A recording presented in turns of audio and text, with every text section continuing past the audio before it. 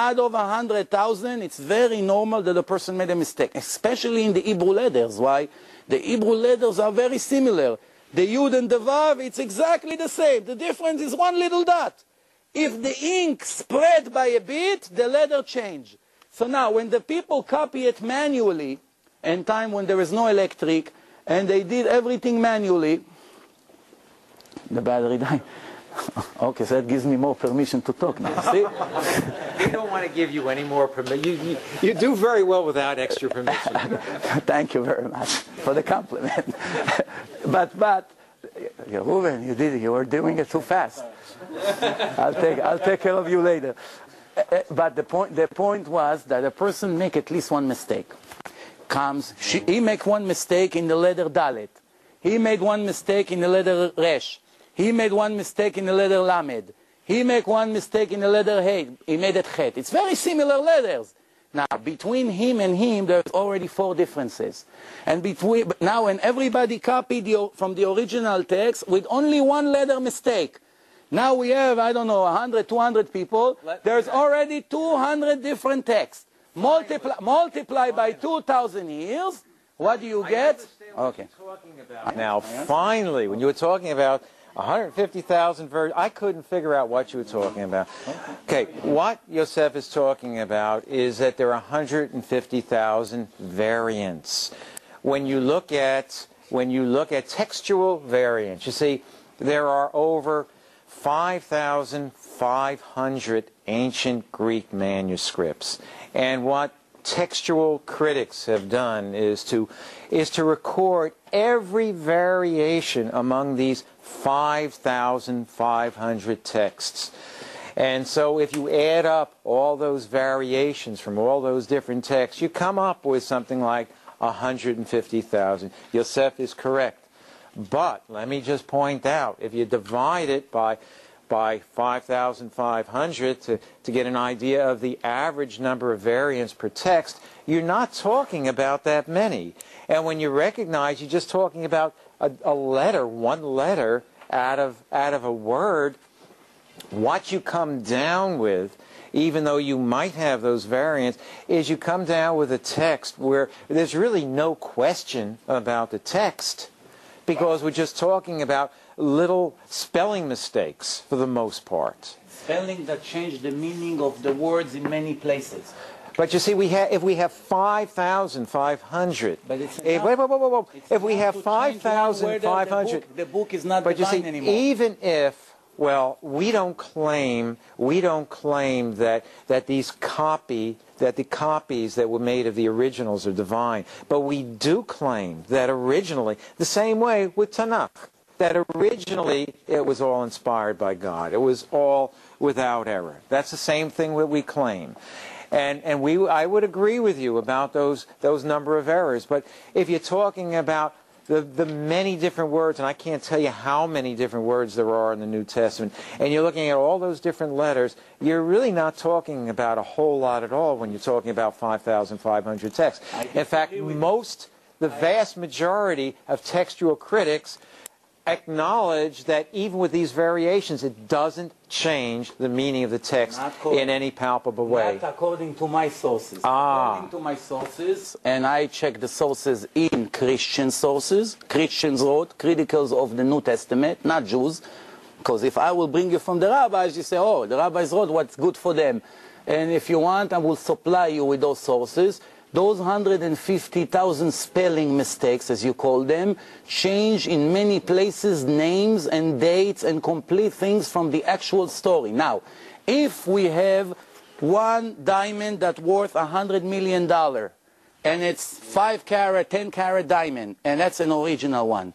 Each one of the people here took out of his pocket one diamond and threw it at me, and my original diamond fell and got mixed with all of them. And they're all an exact copy of the original one, but they're all Russian fake diamonds. It's very hard to tell the difference, if you know what I mean. Even experts sometimes cannot get fooled by it. Now, it's a fact that one of them is an original diamond. It's worth fortune. Since it got mixed with 150,000 diamonds, even if one of them was really given by God, it's worthless because it got lost. Go find it now.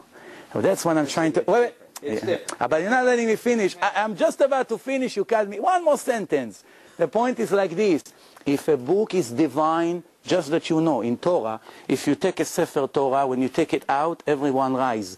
If it falls on the floor, people are fasting. We give a lot of respect. It's the book of God. And I'm sure you would rise also as respect to God as giving the Old Testament. But if one letter is missing, it lost all its holiness.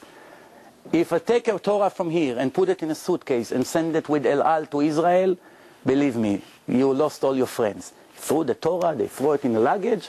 But if I had missing letters in it, it lost its value. Why? If it's divine, it must be perfect. If it's 99.9, it's not divine. It's human. Find me the original New Testament. Can you point to that? None of us have the original manuscript.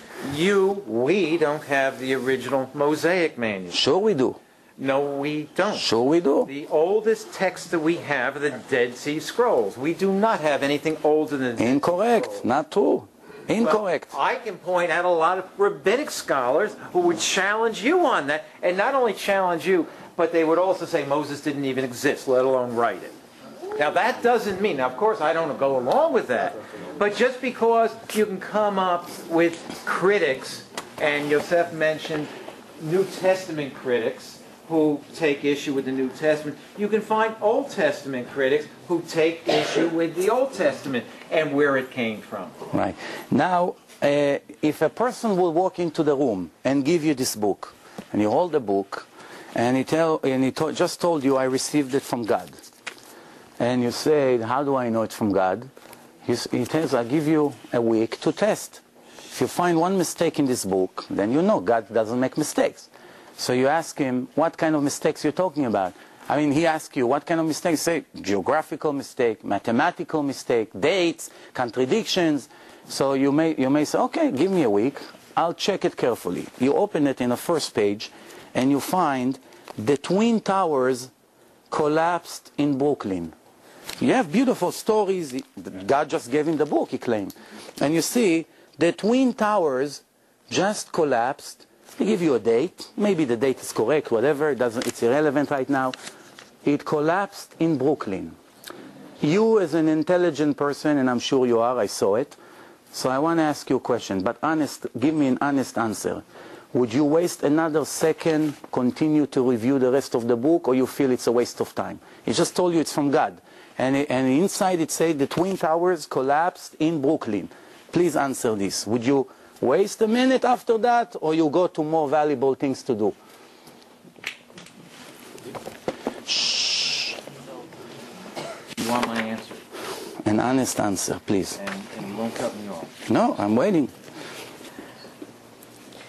If I found, I have to admit, if I found in the New Testament that there were contradictions that couldn't be explained, say, from copyist errors or something of that matter, it would seriously undermine my belief in the New Testament.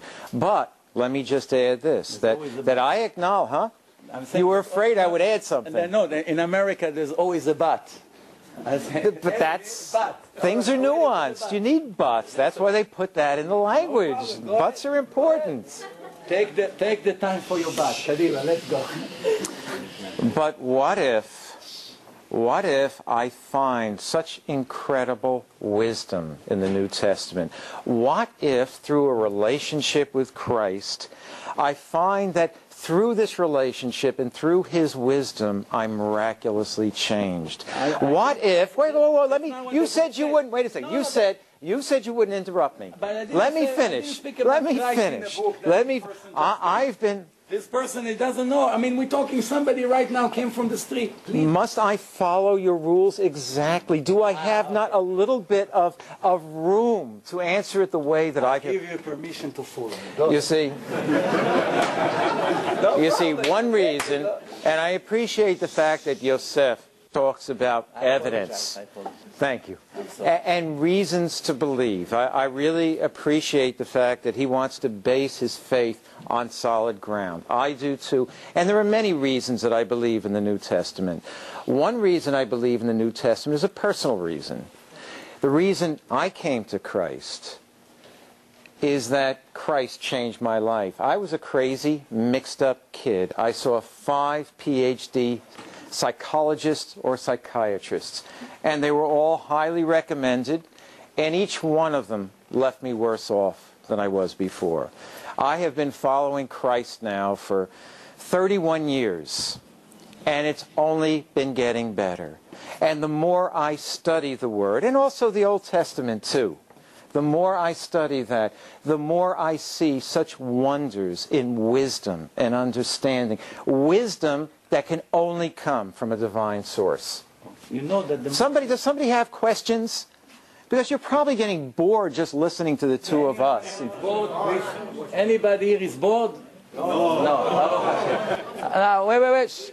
You know that what you just said, it's not a scientific proof, because Muslims can swear that Quran makes their life so much better, and Hindus and all other cults. So that's really not an indication that shows that religion is true. But going back to my question that I asked you, thank you for your honest answer. So obviously a normal human being with common sense, not a genius, a normal human being, you don't have to be extra smart. If a person will claim that this book is from God, and I opened it and I saw in one page that the Twin Towers collapsed in Brooklyn, I tell him, my friend, I gave you your chance, you lost it. You blew it. Thank you very much, I'm a busy person. Fair? I gave him the chance. I took a week, I reviewed the book. I got lucky. After an hour, I found that mistake. Please explain me. One question. Not a whole. I am limited in paper. Go ahead. Go ahead. Ask me one question. All right. Go ahead. No. Please. Me or you? Me, yeah. No. Yeah. I mean. Yeah. Please explain me. How does it say in the New Testament that the cave of Abraham, Isaac, and Jacob is in the city of Nablus, when every person in the world that knows a little bit Israel and knew Israel for the past generations know that the cave of Abraham, Isaac, and Jacob is in the city of Hebron? How can it be such mistake in a divine book? God, yes, here you go. Where is it? It says like this. In the New Testament, where is it at, so I can find it? It says here, it says Jacob was very... Where in the New Testament, though? I don't have, in this particular time, I don't have the Go on source. to your Wait. question, then, because I can't answer a question where I can't find the reference. No, in most of the places that I caught him, I wrote the sources. And this particular one, I don't have the source, but I will prove you that it exists. I mean, we read it. Okay. Also, well, now it's too late to get it, but I'll get it to you maybe even today. We'll see. But, no, well, maybe I'll email it to you. Okay. All right, but let's agree one thing. If I'm going to prove to you that the New Testament says that the cave where Jacob was buried, even though the Torah says that it's in Hebron, it's in the city of Nablus. Is the argument over, or you continue to come up with new opinions and new arguments? Based on what you said before... I complimented you before, Yosef, because you were asking substantive questions. Yes. What this question is not as rich and as substantive as some of the others that you were asking. I really don't know what to say about that, and until you find a reference from me, I really don't know how to answer you. Okay, but I'm repeating my question. If I will find you the source and show you where it is, I have it in my house. It's just a matter of an hour, you'll have it in an email.